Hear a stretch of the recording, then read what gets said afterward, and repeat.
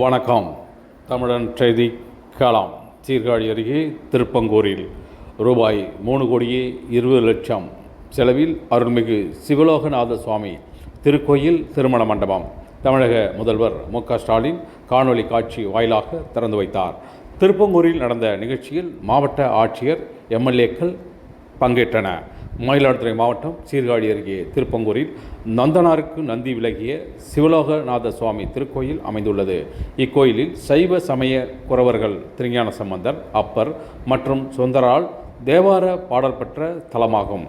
மேலும் 2ஆம் குலோத்துங்க சோழனின் வேண்டுதலுக்கு இணங்க மழை பெய்யும் அதிக கனமழை நிற்கவும் மானியமாக 24 வேலி நிலம் பெற்ற சிறப்புடைய தலமாகும்.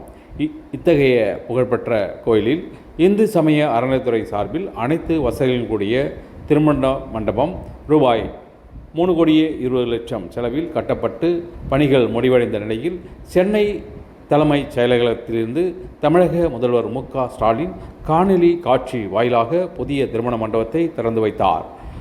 திருப்பங்கூரில் நடந்த நிகழ்ச்சியில் மாவட்ட ஆட்சியர் Mahabharathi, Poompuhar MLA Nivetha Murugan, Sirkazhi MLA Panneerselvam, Mayiladuthurai MLA Rajkumar கலந்து கொண்டு குற்றுவிளக்கு ஏற்றி வைத்தனர்.